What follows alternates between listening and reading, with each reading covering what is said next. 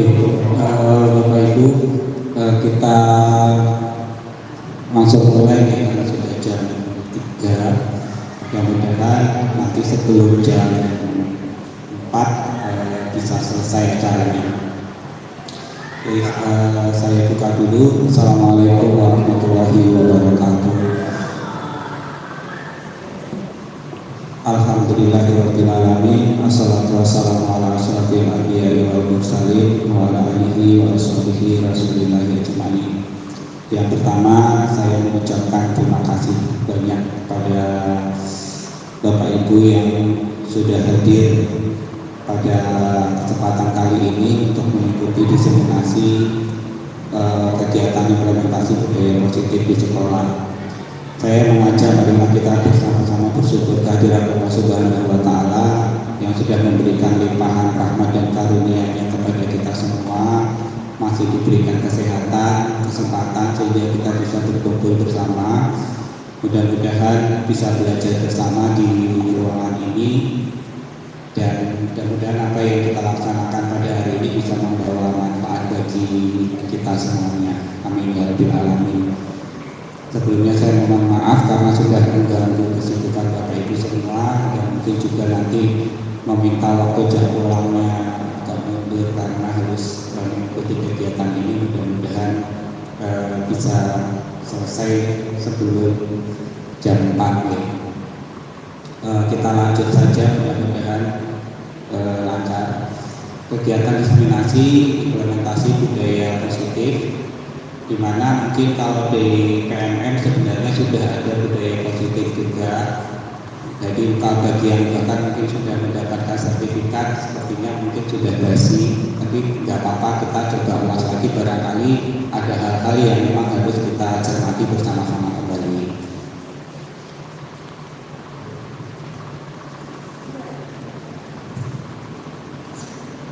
Capaian umum kegiatan ini adalah memahami konsep pendidikan menurut Ki Hajar Dewantara, juga dihubungkan dengan konsep budaya lingkungan positif di sekolah yang berpihak kepada murid. Kemudian melakukan evaluasi dan refleksi tentang praktik disiplin dalam pendidikan di Indonesia secara umum untuk mendapatkan pemahaman baru mengenai konsep disiplin positif untuk menciptakan murid dengan profil pelajar Pancasila, dan memahami peran sebagai guru untuk membangun budaya positif dengan menerapkan konsep disiplin positif dalam berinteraksi dengan murid. Capaian khususnya mendemonstrasikan pemahaman mengenai konsep budaya positif yang di dalamnya terdapat konsep perubahan paradigma stimulus, respon, dan teori kontrol, 3 teori motivasi perilaku manusia, motivasi internal dan eksternal, keyakinan kelas, hukuman dan penghargaan, kemudian 5 kebutuhan dasar manusia, 5 posisi kontrol guru, dan segitiga restitusi. Kemudian menerapkan strategi disiplin positif yang memerdekakan murid untuk menciptakan ekosistem sekolah aman dan berpihak pada anak. Kemudian menyusun langkah-langkah dan strategi aksi nyata yang efektif dalam mewujudkan kolaborasi dengan seluruh pemangku kepentingan sekolah agar terciptanya budaya positif yang dapat mengembangkan karakter murid. Kemudian bersikap reflektif dan kritis terhadap budaya di sekolah dan senantiasa mengembangkannya sesuai kebutuhan sosial dan emosional murid. Pertanyaan pemantiknya mungkin bisa Bapak Ibu coba renungkan, setuju atau tidak setuju bahwa hukuman itu dapat mendisiplinkan anak. Setuju atau tidak setuju? Setuju. Oke. Pemberian hukuman dengan hal positif seperti membaca atau membersihkan halaman sekolah dapat meningkatkan disiplin murid. Bisa, setuju juga. Memberi penghargaan dapat meningkatkan motivasi belajar anak. Setuju. Oke. Nah, topik pembahasan kita adalah tentang disiplin positif dan nilai-nilai kebajikan universal, teori motivasi, hukuman dan penghargaan, restitusi, keyakinan kelas, kebutuhan dasar manusia dan nilai berkualitas, restitusi, dan segitiga restitusi, ya, 5 posisi kontrol dan segitiga restitusi. Kita masuk ke disiplin positif dan ke nilai kebajikan universal terlebih dahulu. Sini ada sedikit permainan. Kita membayangkan kalau sini diminta ya, sobeklah secari kertas kecil, tuliskan benda atau sesuatu yang sangat berharga untuk Anda. Kita bayangkan benda itu digenggam di tangan, dibuat dengan sebuah kepalan. Kemudian teman kita mencoba sekuat tenaga dengan berbagai cara untuk meminta Anda memberikan benda tersebut. Bisa dengan membujuk, mengancam, menghadik, merayu, menjual apa saja agar dapat membuka kepalan tangan Anda. Apa yang terjadi? Kalau itu merupakan benda yang sangat berharga bagi kita dan itu kita genggam.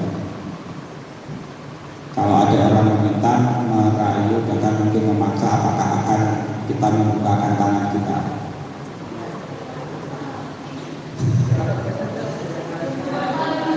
Apa dulu? Nah, ini kan permintaannya sesuatu yang berharga bagi kita. Bisa jadi nggak akan diberikan ya, kira-kira. Nah, perubahan paradigma. Jadi ada teori pilihan, kemudian ilusi kontrol.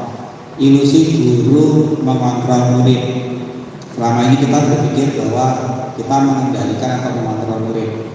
Kemudian bahwa ilusi bahwa kritik dan membuat orang merasa bersalah dapat menguatkan karakter.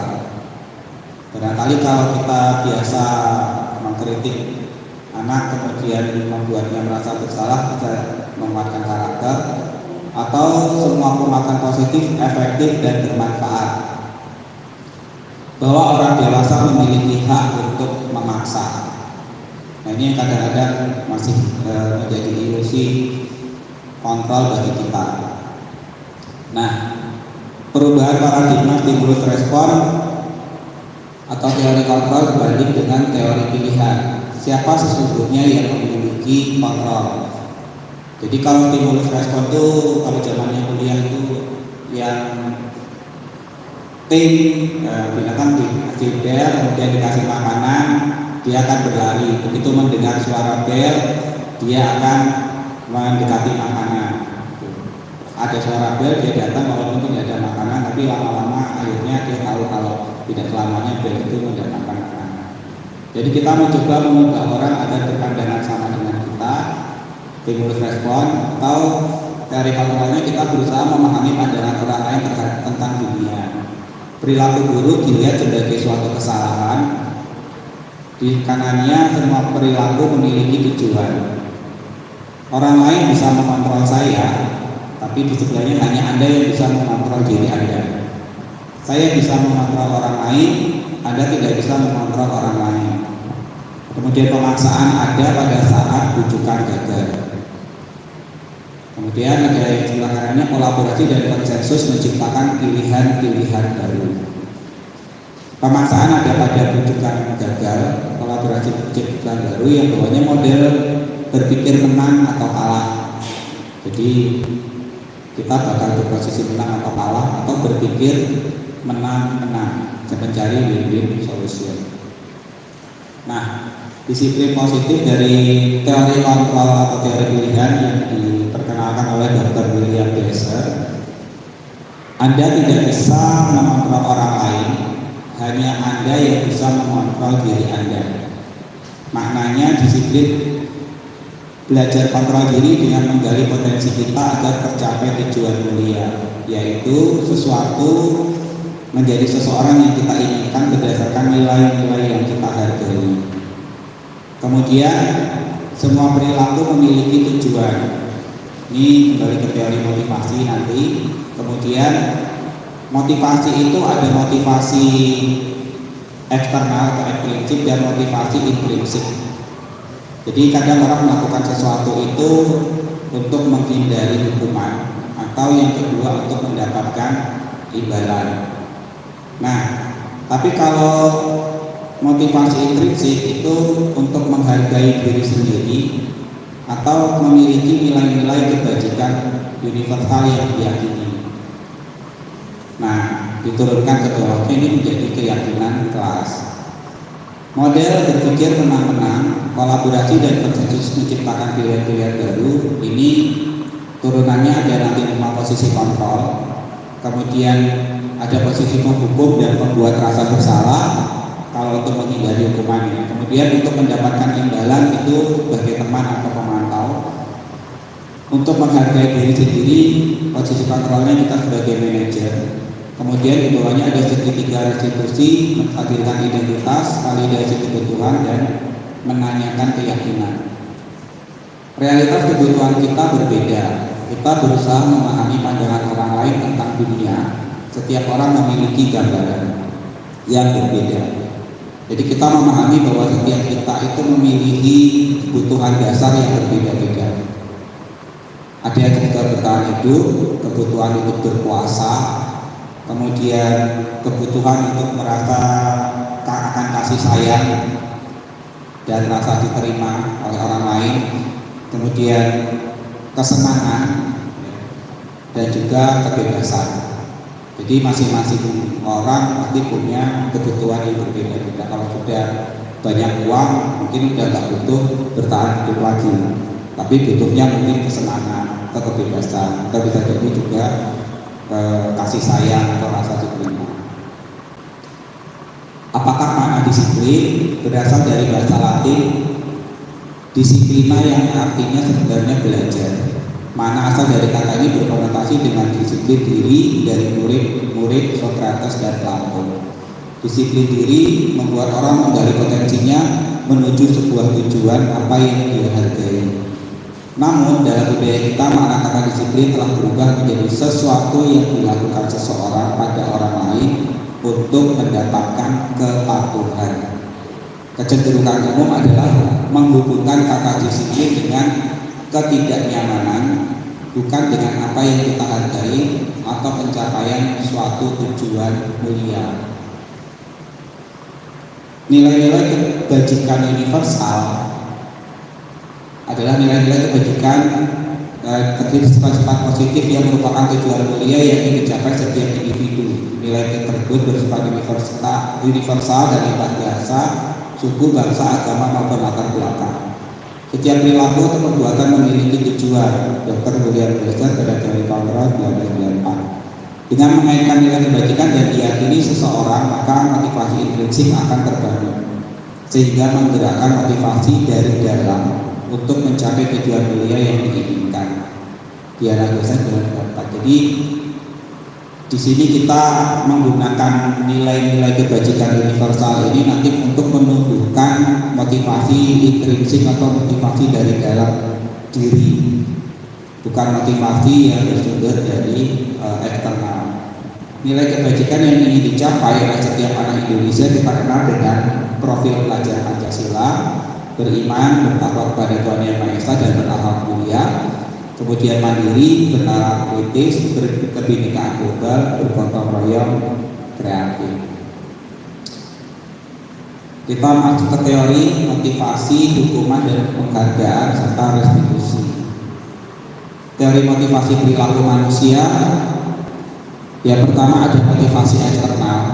Jadi alasan kenapa manusia berbuat itu ada yang untuk menghindari ketidaknyamanan atau hukuman.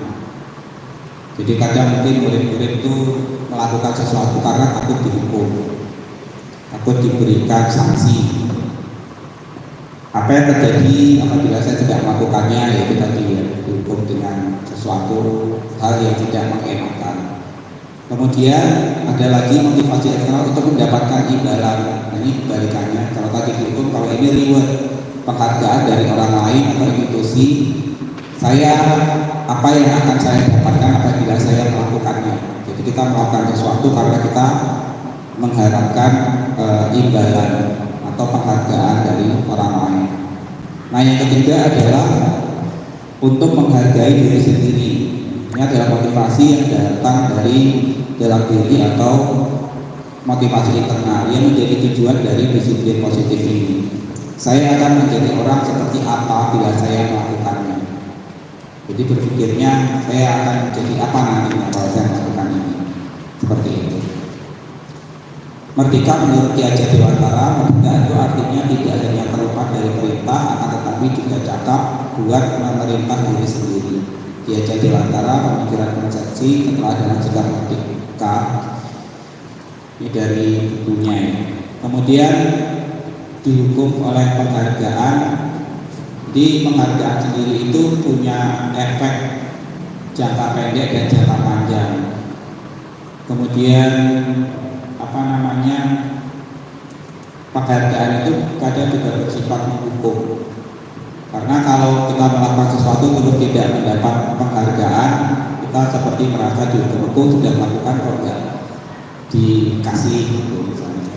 Kemudian penghargaan juga mengurangi ketepatan. Jadi kalau penghargaannya lebih yang dihasilkan lebih seperti itu. Penghargaan juga tidak efektif dan penghargaan juga bisa merusak hubungan. Ketika sudah tidak diberikan penghargaan lagi, mungkin akan terjadi hubungan yang tidak harmonis lagi. Jadi penghargaan bisa jadi menurunkan kualitas, mematikan kreativitas, dan mengurangi motivasi yang datang dari dalam diri.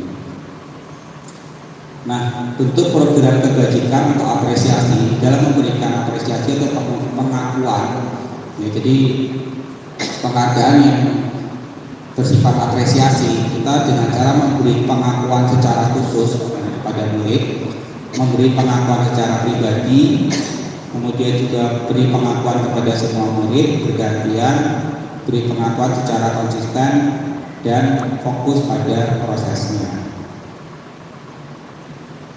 Contoh pengakuan apresiasi atau kebajikan, misalnya di kalimatnya kemarin saya perhatikan rasa empatimu besar sekali pada saat mengelola murid baru di kelas kita. Jadi ini berbeda ya antara penghargaan dengan memberikan sesuatu, beda dengan kita memberikan apresiasi kebajikan. Saya menghargai kepedulianmu pada saat kamu membantu teman-temanmu tugas kelompok. Terima kasih untuk rasa tanggung jawabmu. Itu untuk apresiasi kita kepada anak-anak yang sudah melakukan sesuatu dengan baik. Kemudian tugas perbedaan hukuman dan konsekuensi.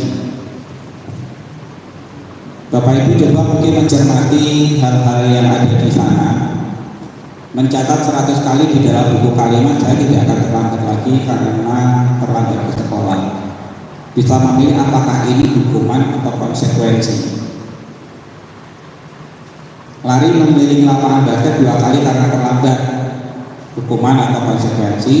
Murid diminta untuk push up 15 kali karena tidak menggunakan masker ke sekolah, hukuman atau konsekuensi. Mengganti kertas tugas teman yang telah dicoret-coret. Mana yang merupakan hukuman dan manakah yang merupakan konsekuensi kalau menurut dari pandangan Bapak Ibu? Yang pertama, apa boleh hukuman. Nomor 2, hukuman juga. Kalau yang nomor 3 masih hukuman. Yang konsekuensi nomor berapa berarti? 4, 5. Yang terakhir Pak David, lari mengelilingi lapangan basket 2 kali karena terlambat 10 menit untuk pelajaran PJOK, hukuman atau konsekuensi kira-kira? Konsekuensi.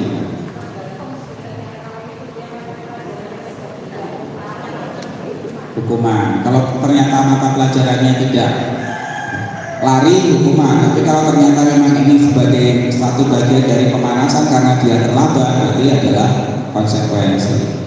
Karena lari sendiri ada bedanya bareng-bareng karo kancane. Itu yang sudah benar semua. Terus yang lari itu konsekuensi juga. Perbedaan hukuman dan konsekuensi. Hukuman sesuatu yang menyakitkan harus terjadi. Konsekuensi sesuatu harus terjadi. Membuat anak sakit fisik maupun hati untuk jangka waktu lama. Tapi kalau konsekuensi membuat anak merasa tidak nyaman dalam jangka waktu pendek. Hukuman membuat anak membenci kedisiplinan, tapi konsekuensi anak menghargai disiplin. Hukuman itu paksaan stimulus, konsekuensi itu tanggapan. Hukuman itu mendorong anak menyakiti diri sendiri, konsekuensi mendorong anak agar mudah menyesuaikan diri. Hukuman konsep diri yang buruk, sementara konsekuensi adalah konsep diri yang baik. Anak belajar untuk menyembunyikan kesalahan. Kalau kita sering menghukum berarti anak cenderung untuk menyembunyikan kesalahannya. Sementara konsekuensi anak belajar untuk mematuhi peraturan. Kalau hukuman itu membuat anak merasa marah, merasa bersalah, dipermalukan, merasa tak dihargai untuk sementara waktu. Konsekuensi kehilangan hak, dibuat tidak nyaman, diasingkan. Kemudian masuk ke apa itu restitusi. Restitusi adalah proses menciptakan kondisi bagi murid untuk memperbaiki kesalahan mereka, sehingga mereka bisa kembali pada kelompok mereka dengan karakter yang lebih kuat. Restitusi juga merupakan proses kolaboratif yang mengajarkan murid untuk mencari solusi untuk masalah mereka dan membantu murid berpikir tentang orang seperti apa yang mereka ingin menjadi orang seperti apa atau tujuan mulianya, dan bagaimana mereka harus memperlakukan orang lain. Jadi kalau kita belajar hukuman, konsekuensi, maka sekarang kita beralih ke yang namanya restitusi. Jadi sudah ini baru lagi gitu, konsep baru lagi. Jadi kalau tadi ada hukuman, konsekuensi, nah yang ketiga restitusi. Sesuatu harus menyakitkan, harus terjadi. Nah kalau restitusi itu merupakan pilihan. Jadi anak memilih konsekuensinya, atau memilih apa yang harus dia lakukan. Kemudian kalau tidak nyaman untuk jangka waktu pendek, kalau konsekuensi, maka restitusi menguatkan anak dalam jangka waktu yang panjang. Kalau konsekuensi itu korban bisa diabaikan, maka pada restitusi korban mendapat ganti. Kemudian kalau konsekuensi itu penguatan hanya bertahan dalam jangka pendek, maka restitusi itu masalahnya terpecahkan. Memerlukan monitoring dan supervisi terus-menerus dari guru. Ini kalau konsekuensi. Tapi kalau restitusi, murid belajar bertanggung jawab untuk perilakunya. Kemudian juga membantu penerapan mengikuti peraturan dalam masyarakat. Kalau restitusi fokus pada pemecahan masalah dalam jangka waktu panjang. Ini beberapa poin ini. Jadi kalau hukuman itu sifatnya negatif, konsekuensi itu netral, maka restitusi itu positif. Nah, 9 ciri restitusi. 1, bukan untuk menebus kesalahan, namun untuk belajar dari kesalahan. Yang kedua, memperbaiki hubungan. Yang ketiga, tawaran bukan paksaan. Yang keempat, restitusi menuntun untuk melihat ke dalam diri. Kemudian yang kelima, restitusi mencari kebutuhan dasar yang mendasari tindakan. 6, restitusi diri adalah cara yang paling baik. 7, restitusi fokus pada karakter bukan tindakan. 8, restitusi fokus pada solusi. 9, restitusi mengembalikan murid yang berbuat salah pada kelompoknya. Nah, sekarang kita masuk ke keyakinan kelas. Jadi kalau kita selama ini itu peraturan kelas, kemudian kesepakatan kelas, kemudian sekarang keyakinan kelas. Mengapa tidak peraturan saja? Mengapa harus keyakinan? Mengapa kita memiliki peraturan harus menggunakan helm bila mengendarai kendaraan roda 2? Mengapa kita memiliki peraturan 3 meter menggunakan masker, mencuci tangan, dan menjaga jarak? Bukan peraturan. Mengapa kita memiliki peraturan harus datang tepat pada saat waktu mengikuti pelatihan? Untuk mendukung motivasi intrinsik, kembali ke nilai keyakinan lebih menggerakkan seorang dibanding mengikuti serangkaian peraturan-peraturan. Kalau ini peraturannya, tapi kalau kita meyakini alasannya kenapa kalau menggunakan helm itu ada agar kita bisa terselamatkan dari kecelakaan, maka ini akan menjadi sebuah keyakinan dan penyadaran diri. Demikian juga ketika mengenakan masker, kalau itu berbentuk peraturan, tapi kalau didasari dengan keyakinan dan kesadaran, maka akan menjadi juga sebuah motivasi intrinsik yang datang dari dalam.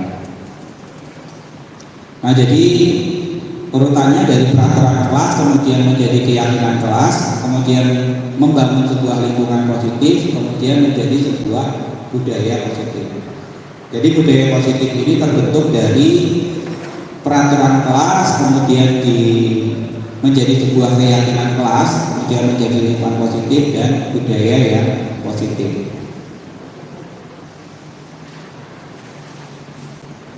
Nah, ini kalau kesepakatan kelas ya, datang tepat waktu, mengucap salam, menjaga kebersihan sekolah, berdoa sebelum dan sesudah kegiatan, aktif dalam pembelajaran, kemudian tertib.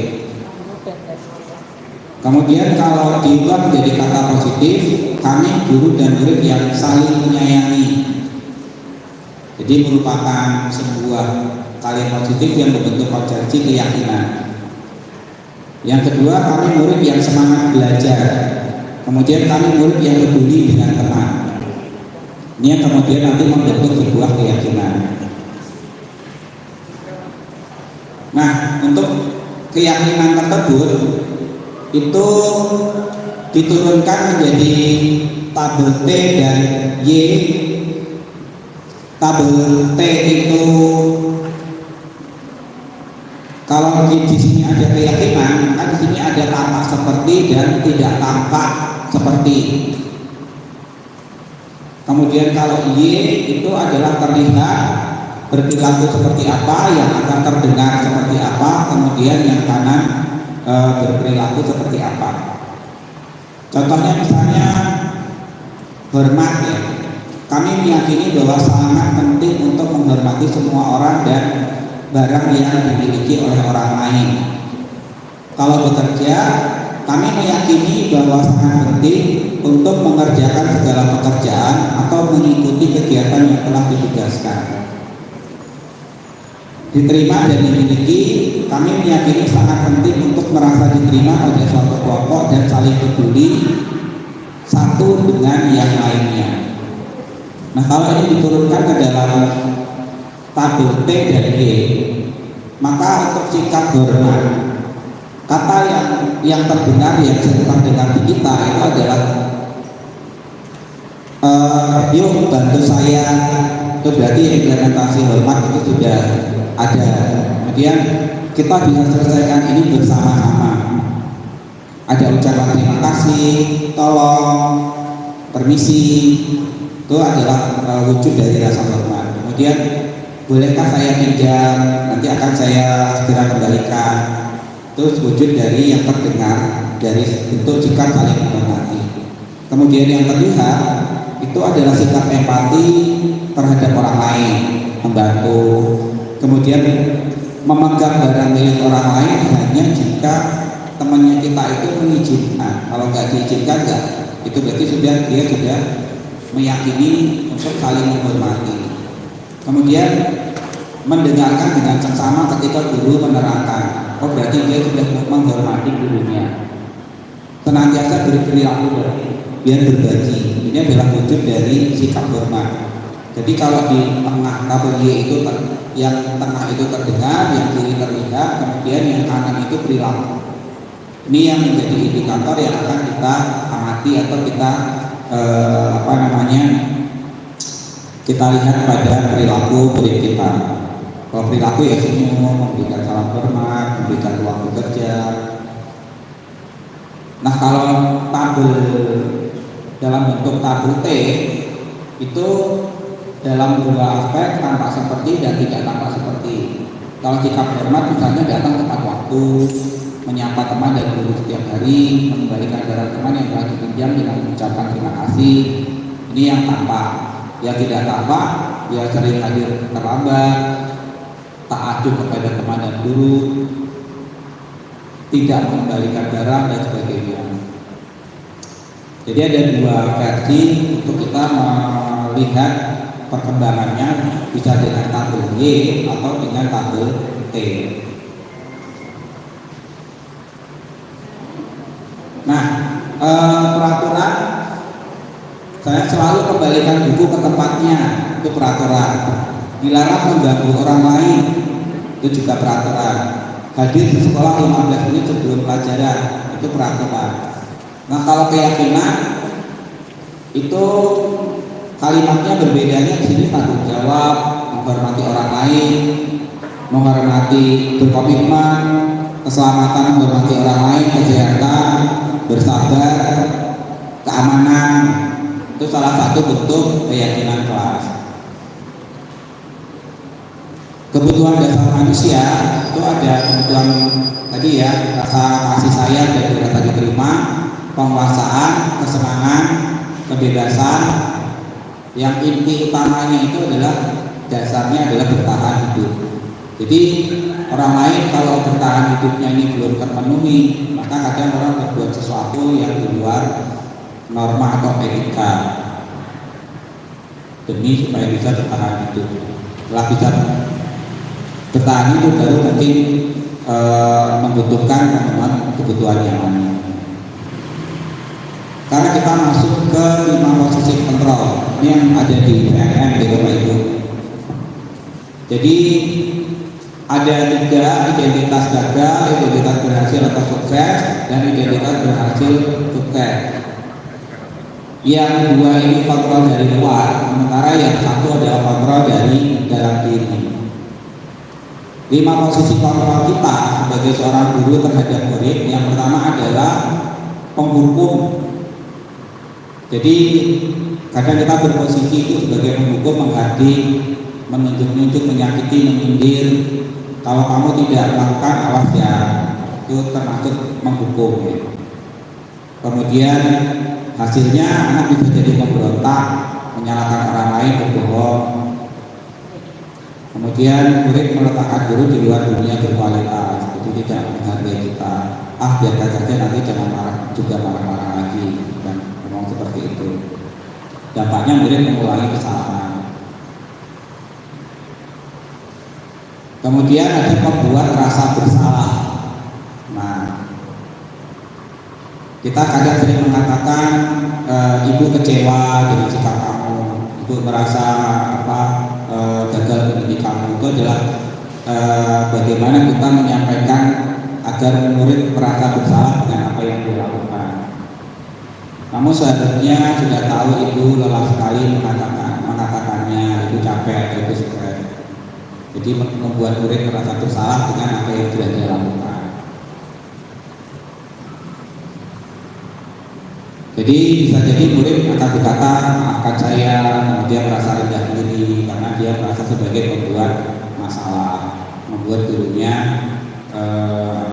tersakiti. Kemudian posisi berikutnya adalah posisi kita sebagai teman dari siswa. Jadi membuatkan alasan-alasan untuk murid. Contohnya, ayolah lakukan demi ibu, masa kamu tidak mau? Ingat tidak, ibu pernah juga bantu kamu sekarang bantu dia dari ibu. Itu cara kita berposisi sebagai teman terhadap siswa. Dan ini menimbulkan rasa ketergantungan. Kita bergantung pada murid, murid juga bergantung kepada kita. Murid meletakkan guru sebagai orang yang sangat penting di dunia berkualitas. Saya pikir Bapak Ibu teman saya ternyata begitu. Dampak pada murid lemah, tidak mandiri, dan bergantung kepada kita. Dan kalau kita menganggapnya kita teman, kan, nilainya yang ini, tugasnya yang jangan yang ini, jangan yang susah-susah, karena sebagai teman saja. Kemudian posisi berikutnya, posisi keempat itu posisi kita sebagai pemantau. Nah, di posisi pemantau ini kita menghitung dan mengukur apa peraturannya. Jadi kita mengaitkan itu dengan hal-hal yang sudah ada peraturan sekolah seperti apa. Kamu kok pakai sepatu seperti itu? Peraturan di sekolah seperti apa? Berarti kamu benar nggak seperti itu? Itu posisi kita sebagai pemantau. Jadi hasilnya siswa bisa menyelesaikan diri bila diawasi. Jadi kalau ada kita, siswa evaluasi dia menyelesaikan murid. Karena pasti akan dibalikkan lagi dengan peraturan-peraturan yang ada. Murid meletakkan dulu pada peraturan dan hukum di dunia berkualitas. Murid kan berkata berapa banyak bintang yang harus saya peroleh, berapa banyak halaman yang harus saya tulis untuk mendapatkan penghargaan. Ini diberatkan pada sanksi atau hadiah untuk dirinya. Nah, posisi yang terakhir itu adalah posisi yang kelima, itu posisi kita sebagai seorang manajer, mengajukan pertanyaan-pertanyaan apa yang kamu yakini, apa yang kita yakini bersama, apa yang bisa kamu kerjakan untuk memperbaiki masalah ini. Kemudian hasilnya itu lebih menguatkan pribadi murid. Murid meletakkan dirinya sebagai individu yang positif dalam dunia berkualitas. Kemudian bagaimana caranya saya bisa memperbaiki keadaan ketika murid berbuat salah. Kemudian mengevaluasi diri, bagaimana cara memperbaiki diri. Jadi dari 5 posisi kontrol ini, harapannya kita bergeser dari penghukum dan pembuat rasa bersalah bergeser menjadi yang posisi 3 ini, teman, pemantau, bahkan kalau bisa kita berperan sebagai manajer di 5 posisi kontrol ini. Jadi tidak lagi sebagai pembuat hukum atau pembuat rasa bersalah. Tadi bisa berposisi sebagai teman, syukur sebagai pemantau, lebih baik lagi berfungsi sebagai manajer. Pernyataan-pernyataan, saya kecewa sekali dengan kamu. Ini kira-kira posisi kita sebagai apa? Kalau dilihat dari tadi yang kondisi yang 5 ini, pembuat rasa bersalah. Jadi saya kecewa sekali. Jadi murid merasa dia merasa bersalah karena sudah membuat kita kecewa. Kamu tidak pernah benar melakukannya. Nah, ini yang posisi sebagai penghukum ya, karena kita mau mengadjust murid. Kamu tuh nggak pernah benar kalau melakukan sesuatu, nggak pernah bagus menghukum, menjauhkan dia. Ayolah lakukan demi ibu bapak. Nah, ini sebagai teman. Kita ngajak dia untuk juga memperhatikan kebutuhan kita. Apa kamu mau mendapatkan stiker bintang hari ini? Ini di posisi pemantau. Bagaimana kamu bisa menyelesaikan masalah ini? Nah, ini kita mulai ngajak murid untuk berpikir. Kamu melakukan sesuatu, bagaimana kamu bisa menyelesaikan masalahnya? Nah, ini sebagai manajer, kamu selalu yang paling terakhir. Nah, ini sebagai penghukum kembali. Nah, ini ya.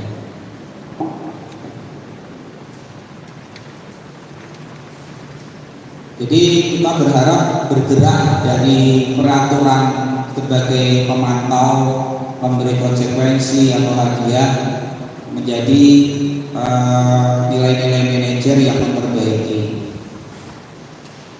Kalau kamu tidak melakukannya, saya akan apa yang kamu yakini bagaimana memperbaiki masalah ini.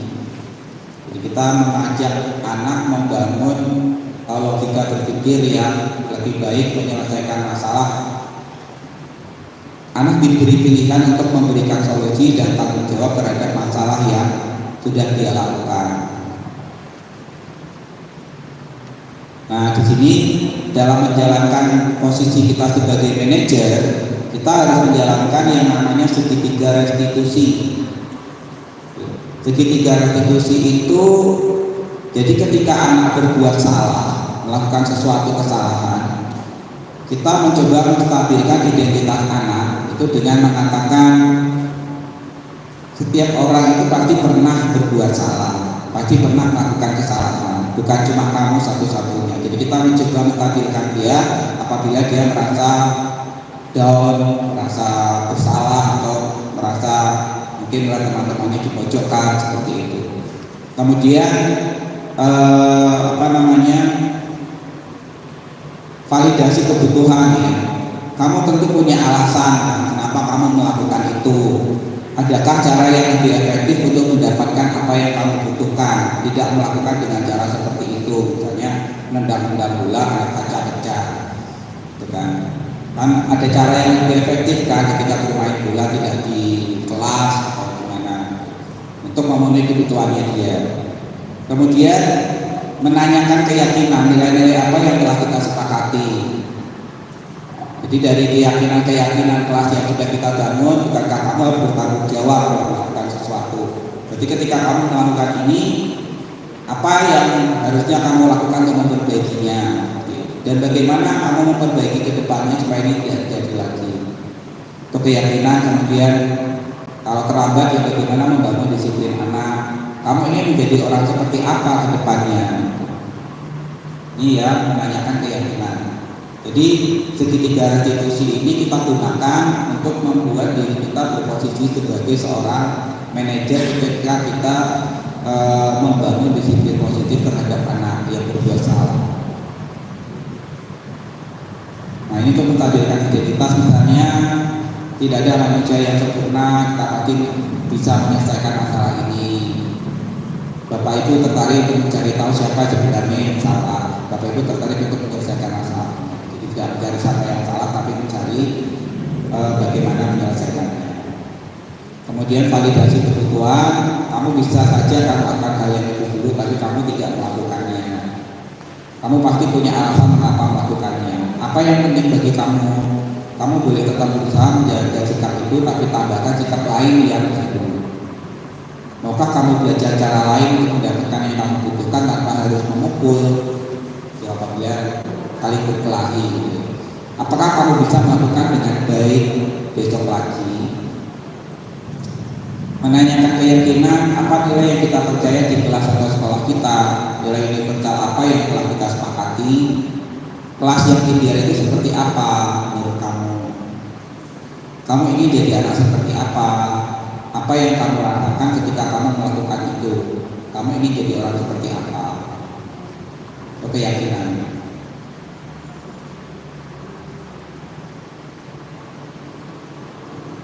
Jadi ini contoh-contoh kata-kata yang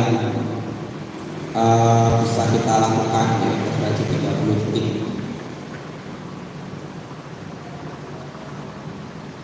Bila membantu murid kembali ke tujuan semula dengan cukup singkat dan dengan cara non-konfrontatif, pertanyaan yang diajukan biasanya dikemukakan oleh seorang pemantau atau manajer, kira-kira seperti ini. Apakah yang kamu lakukan saat ini sudah sesuai? Apa peraturannya? Sepertinya kamu punya masalah. Apa yang bisa saya bantu?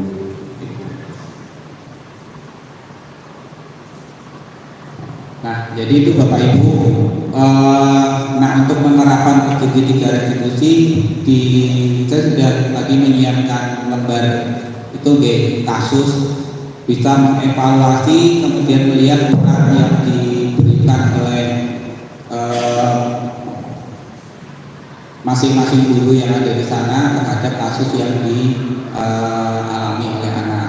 Nah, mungkin nanti bisa disampaikan sebentar dari kasus satu, ada yang tadi sudah dapat kasus satu, mungkin 3 nanti ya, 3 orang. Saya minta bantuan untuk menyampaikan dari pembahasan itu untuk bisa membahas kasusnya. Saya bukakan. Boleh pulang.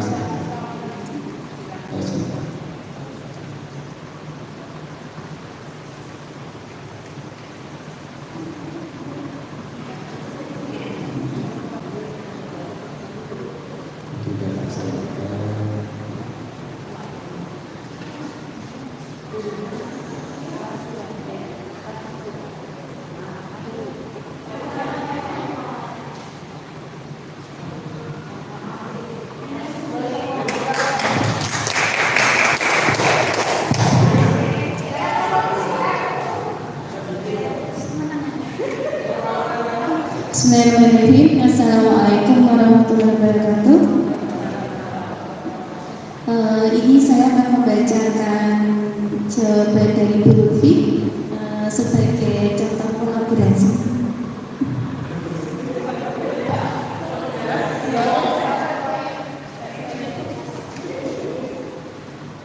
Kasusnya silakan dibaca di depan.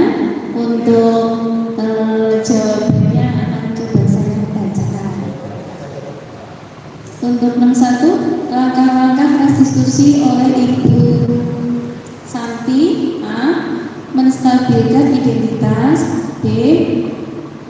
Memvalidasi tindakan. C. Menanyakan keyakinan. Nomor 2, apakah restitusi Vivi dan Natali sesuai? Ya, sudah sesuai. Langkah-langkahnya: A. Mengusulkan diskusi dengan teman sekelas tentang keyakinan kelas. B. Mengambil tema sikap saling menghormati dan penerapannya sehari-hari. C.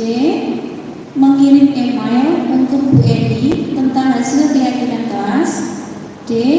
Menyampaikan pada Bu Eni bahwa sudah memberitahu kepala sekolah Pak Hasan jika ada ketiadaan guru, mengusulkan Bu Eni sebagai penggantinya. 3. Posisi tindakan Ibu Eni. A. Sebagai teman, mencoba menyapa Vivi dan Natali dengan ramah agar mengerjakan tugas. B. Sebagai pembimbing, memberitahu Ibu Santi untuk menegur sebagai wali kelasnya. 4. Sikap bahasan. A. Memberi apresiasi dan arahan bahwa tindakan tersebut sudah tepat sebagai sarana belajar siswa dan berbagi praktik baik dengan teman sejawat. Terima kasih. Assalamualaikum warahmatullahi wabarakatuh. Terima kasih. Ini dari kasus 1 sudah sesuai dengan baik 2. Yang kasus 2 ada yang apa bisa kasus berapa?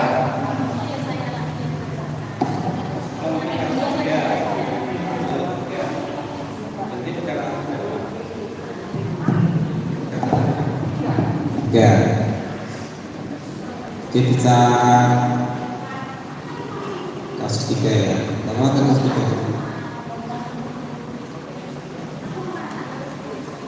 Ibu Dani sedang menjelaskan pelajaran bahasa Inggris di papan tulis. Langsung dibahas saja nggak apa-apa Bu Tri dari kasusnya.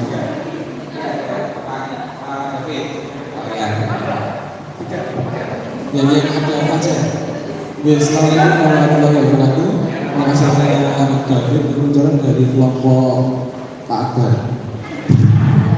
Yang pertama, soalnya langsung nih Pak. Itu adalah posisi kontrol apa yang diambil oleh Bu Dani dalam pendekatan kepada Fajar. Pertama adalah, ayo Fajar menakannya jangan tidur-tidur. Lain kali perhatikan, sudah sana setuju kembali kira-kira siapa yang benar. Itu untuk yang posisi kontrolnya. Kemudian untuk yang kedua, membaca sikap Fajar, kira-kira perbuatan apa yang diperlukan oleh Fajar, kebutuhannya. Yang pertama adalah Fajar itu lebih cenderung ke cinta dan pendekatan lebih personal, tatap muka, kemudian dan kasih sayang. Dia kasih sayang. Berikutnya untuk yang ketiga, bila mana Ibu Hani mengambil keputusan, pertanyaan seperti apa yang akan diajukan? Menurut saya adalah yang pertama adalah Fajar, tahukah kamu kewajiban siswa itu apa? Jadi Fajar harus diberitahukan kewajibannya sebagai siswa itu apa, ya untuk belajar. Kedua adalah lalu tidur-tiduran. Tadi kan kasusnya Fajar adalah tidur-tiduran ya. Lalu tidur-tiduran dan acuh di kelas sesuai dengan kewajiban di kelas atau tidak? Ketiga, apa kamu tidak takut kalau nanti tidak paham akan pelajaran bahasa Inggris? Itu untuk pertanyaan dari Ibu Dani. Untuk yang keempat, kalau sebagai kepala sekolah bagaimana tanggapannya? Pertama adalah mencari tahu dulu latar belakang dari si Dani, Fajar. Apakah saat malam itu membantu orang tuanya sampai begadang hingga di pagi harinya sampai tertidur. Kedua adalah melakukan tindak lanjut dengan adanya home visit yang berkoordinasi dengan wali murid serta wali kelas beserta guru BK. Setelah hanya dalam memfasilitasi adanya bimbingan konseling. Seperti itu Pak. Terima kasih Pak Yasmin, sudah sangat suka sekali. Sepertinya sudah mewakili ya dari dua kasus ini, sudah ada posisi teman, pemantau, dan juga posisi manajer ya. Karena kan kita tadi itu hanya berkutip dapat diduga ini tidak lagi menghukum atau tidak memberi hukuman dari 5 posisi kontrol yang terjadi tadi. Ya mungkin itu Bapak Ibu sekalian, karena sudah banyak yang kita pelajari hari ini dan sudah paham ya dari yang disampaikan tadi. Mudah-mudahan kegiatan hari ini bisa membawa manfaat bagi Bapak Ibu semua, kemudian bisa menerapkan ini. Kalau dari rekan-rekannya sudah dari yang disampaikan tadi, mudah-mudahan kegiatan hari ini bisa membawa manfaat bagi Bapak Ibu semua, kemudian bisa menerapkan ini. Kalau dari rekan-rekannya sudah sertifikat berarti sudah lulus semua. Oh belum ya, nanti boleh di foto kan kita artinya apa itu bertanda